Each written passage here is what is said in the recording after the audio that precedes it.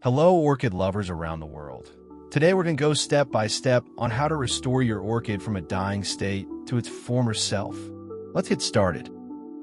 What I have here today is a fairly old orchid in my garden, and just from a quick look, you can already tell the plant is struggling.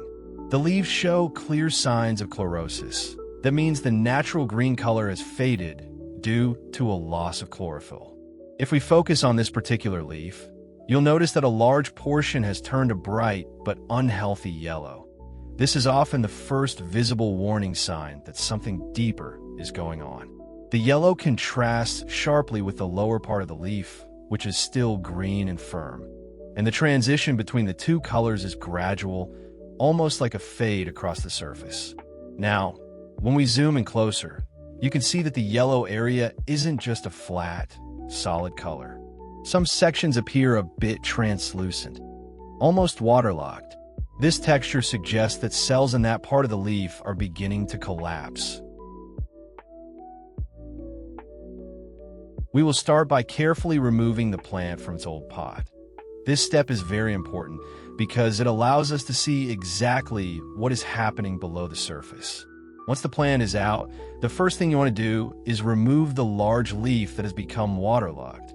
Keeping that damaged leaf will only waste the plant's energy. By trimming it away, we let the orchid focus on its healthier parts.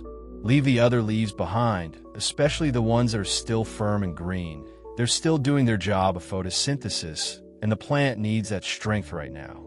Take your time here. Don't rush, because removing too many leaves at once can stress the plant even further. After the leaves are sorted, we'll move on to the old substrate. This orchid was potted in a medium that has broken down over time. You can tell because the material feels compact, damp, and a little sour in smell. Old substrate like this holds too much water and suffocates the roots. That's one of the main reasons orchids develop rot or fail to absorb nutrients. So, gently work your way around the root system. Slowly tease out the old moss or bark piece by piece. Don't pull too hard. The roots can be delicate, especially if they're already weakened. Now, take a pair of clean shears or scissors and carefully inspect the roots one by one. The goal here is to trim away any parts that can no longer provide nutrients for the plant. Healthy orchid roots are usually firm, plump, and green or silvery in color. When you touch them, they feel solid and alive. In contrast, unhealthy roots often appear brown or black. They may look shriveled, soft, or even mushy to the touch. These are the roots that have stopped functioning, and instead of helping the plant, they actually drain its energy.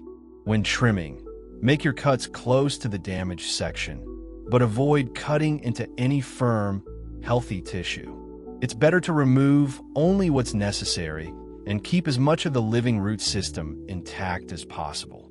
Each healthy root is a lifeline for your orchid. Work slowly and gently. Disinfect your scissors if needed between cuts, especially if you suspect fungal or bacterial rot. This prevents spreading problems from one root to another.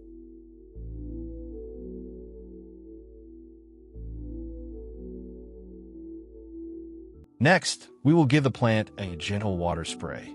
This step is simple, but very important. After trimming away the unhealthy roots, the orchid needs a little refreshment to help it recover.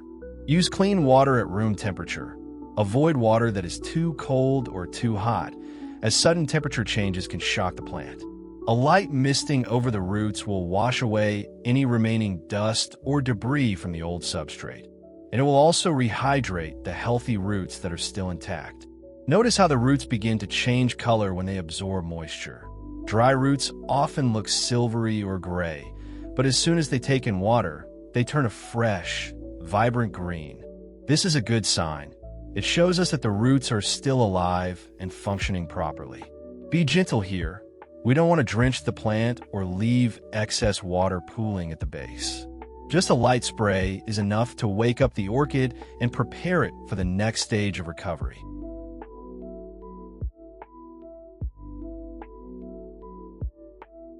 After that, Use a clean cloth or a soft handkerchief and gently pat the orchid dry. This step may seem small, but it makes a big difference in preventing future problems. Excess moisture left sitting on the roots or crown can easily invite bacteria or fungi. And after all the effort we put into trimming and refreshing the plant, we don't want to risk new infections.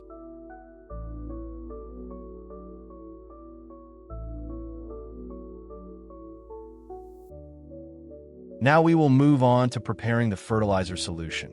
For this recipe, we'll be using a simple but powerful ingredient, cinnamon.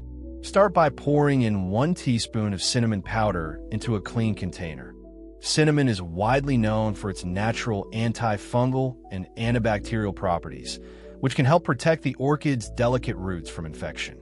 Next, add about 400 to 500 milliliters of hot water. This will help release the beneficial compound from the cinnamon and create a gentle infusion. Stir the mixture slowly and evenly, making sure the powder blends well with the water. Once stirred, close the lid tightly. Then wrap the container in a towel to keep the warmth locked in. Let the mixture sit for at least 30 minutes.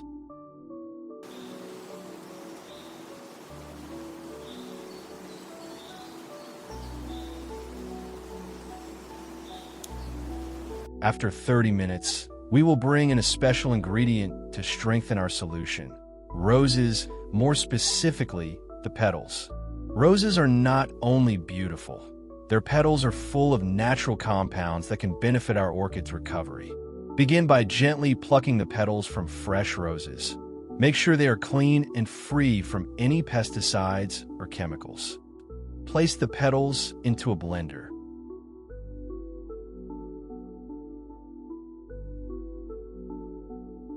Then add about 500 milliliters of clean water.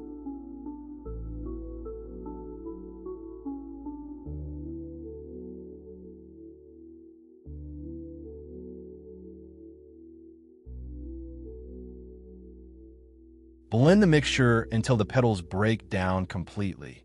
What we're aiming for is a smooth, well-combined liquid, not chunky pieces. This creates a gentle, nutrient-rich rose extract, which will be mixed with our cinnamon infusion to give the orchid both protection and a natural boost. Once you're done blending, grab a fine strainer and carefully filter out all the compounds that could not break down. This step ensures our mixture stays smooth and easy to use, leaving behind only the beneficial extract.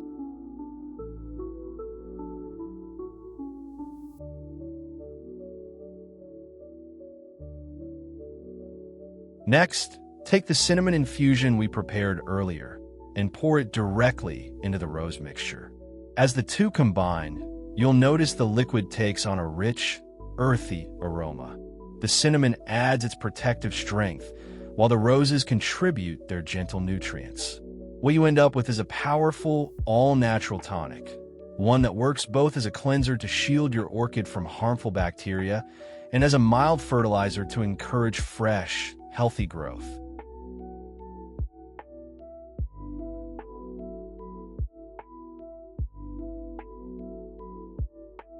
For the next step, take a small tissue or a soft piece of cloth and dip it into the solution. Let it soak fully so it can hold enough of the mixture. Now, very carefully, brush the tissue against the leaves of the orchid. Start from the base of the leaf and move outward toward the tip. This gentle motion not only spreads the tonic evenly, it also helps clean the leaf surface, removing dust and hidden pests. Make sure to wipe both the top and the underside of each leaf. The undersides are where insects and fungi often hide, so giving them extra attention can make a big difference. What you're doing here is more than cleaning. You're giving the leaves a natural protective coat, boosting their strength and helping them breathe better. Now, take the solution and pour it into a clean container. Make sure the container is large enough to comfortably hold the orchid's roots without bending or damaging them. Gently place the orchid into the container, making sure that only the roots are submerged under the solution, while the leaves and crown remain above the liquid. This is very important because keeping the crown dry prevents water from sitting inside and causing crown rot. Once the plant is set, let it sit and soak for about 45 minutes.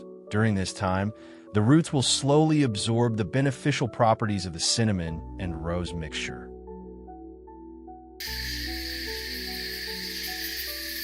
After 45 minutes, gently lift the orchid out of the container and allow the excess solution to drip away. Take your soaked tissue once more and give the plant one final gentle brush along its leaves and exposed roots. As you do this, take a close look at the roots. You'll notice how much they have absorbed the nutrients from the solution. Healthy roots will appear plumper, and many may show a brighter green or silvery sheen. This is a clear sign that the plant has taken in the tonic and is ready for its next stage of recovery. Now we're going to use cinnamon powder to clean off the trimmed areas of the plant. This is a natural way to protect those fresh cuts. Take a small, clean brush. Lightly tap the tip into the cinnamon powder, picking up just a little at a time. Then carefully dab it onto the cut surfaces of the roots or leaves. Make sure the powder sits directly on the wound without smearing too much around. This gentle touch creates a protective barrier. The cinnamon acts as both an antifungal and antibacterial shield, helping the plant heal faster and preventing infection. Remember, a little goes a long way, so keep your brush strokes light and precise.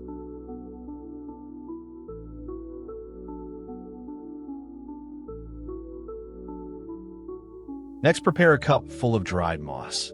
Make sure the moss is clean and free from any old debris. Slowly pour the solution over the moss, making sure every piece is fully submerged and able to soak in the mixture. This step allows the moss to absorb all of the nutrients and protective properties from our solution, turning it into a living cushion that will both protect and nourish the orchid once we repot. Leave the moss in the solution for 1 full day, giving it enough time to soften, expand, and take in everything it needs before becoming the new home for our orchid's roots.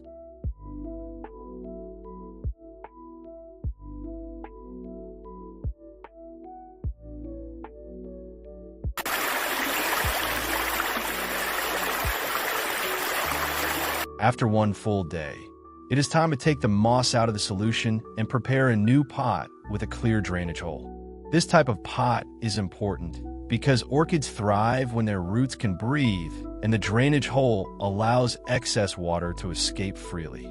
Carefully lift the moss from the container, and before placing it inside the pot, gently squeeze it in your hands. You don't want it dripping wet, but you also don't want it bone dry. Aim for that perfect balance. Just moist enough to hold water while still keeping plenty of air between the fibers. This will create a soft cushion, one that supports the orchid's roots without drowning them. Once the moss is ready, start filling it into the pot. Work slowly, pressing it down very lightly.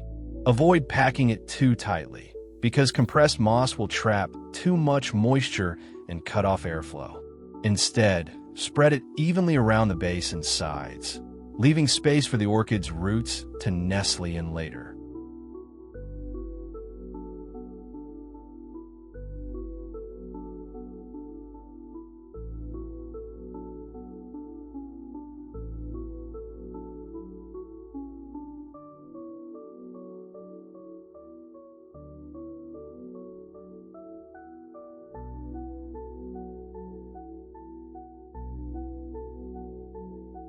Now, when this step is finished, we're going to add a simple but very useful technique, sealing the container with another pot.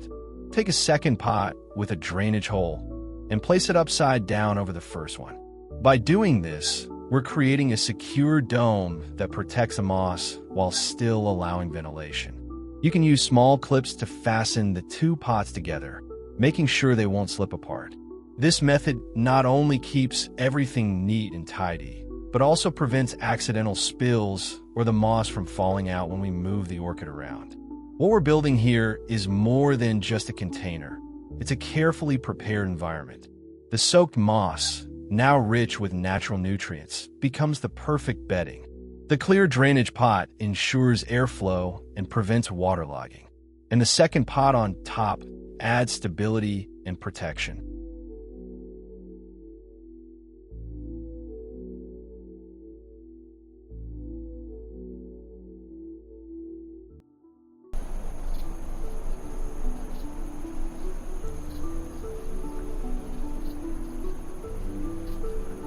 After 2 weeks, you will begin to notice small but very important changes in the orchid. At first glance, the leaves may look a little firmer. They start to regain their natural tension and lose that soft, droopy look. If you look closely at the crown of the plant, you might see a hint of fresh green, where a new leaf is preparing to emerge. This is one of the clearest signs that your orchid is on the road to recovery. Now, shift your attention to the roots. Any that were healthy should begin showing more life. They may appear plumper, with brighter green tips, or even start extending new growth. These little root tips are a signal. They mean the orchid is drinking water again and pulling in nutrients from its environment.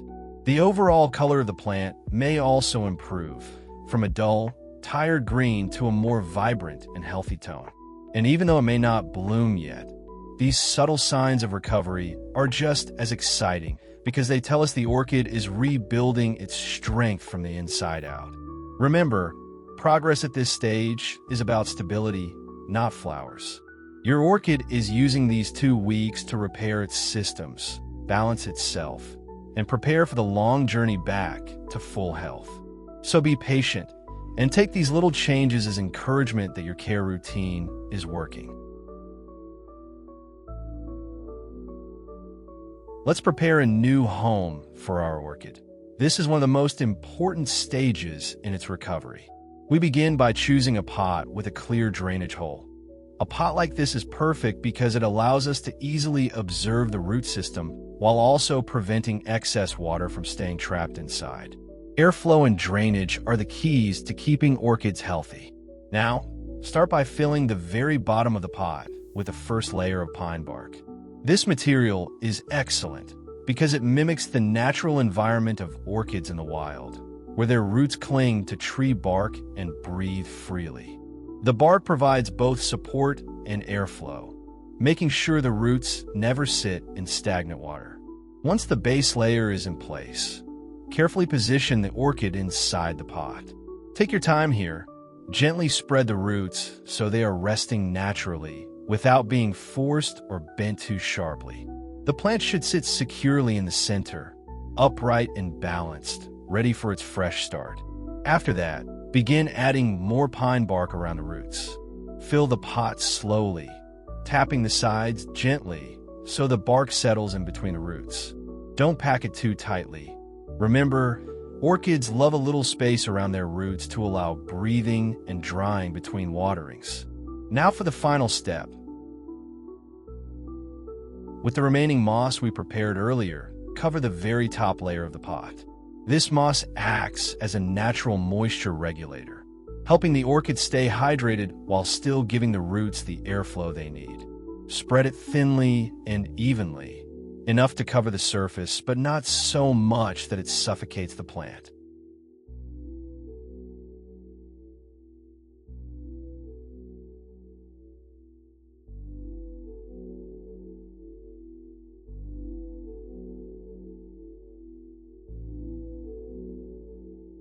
From here on out, it all comes down to routine care. Orchids are not difficult plants, but they thrive on consistency. Start by keeping a simple schedule. Once every 7 to 10 days, check the potting medium. If the moss on top feels almost dry, that's the right time to water. Always let water flow through the drainage holes. Never let it sit at the bottom of the pot. This habit prevents rot and keeps the roots strong and healthy. Next is leaf care. Once a week, use a clean cloth or tissue dipped in your natural solution. Gently wipe both sides of each leaf. This removes dust, keeps pests away, and helps the plant breathe more easily. It's a small step, but makes a big difference over time. Lighting is also important. Place your orchid where it gets bright, indirect light. Too much direct sun can scorch the leaves, while too little light will slow down recovery. A windowsill with filtered sunlight or a spot near a sheer curtain is usually perfect. And finally, remember that orchids love fresh air. Good airflow around the pot will keep the roots and leaves healthy and reduce the chances of fungal problems.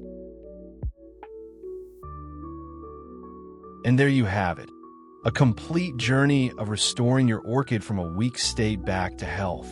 With patience, consistency, and just a little extra care, your orchid can surprise you with strength and beauty you didn't expect.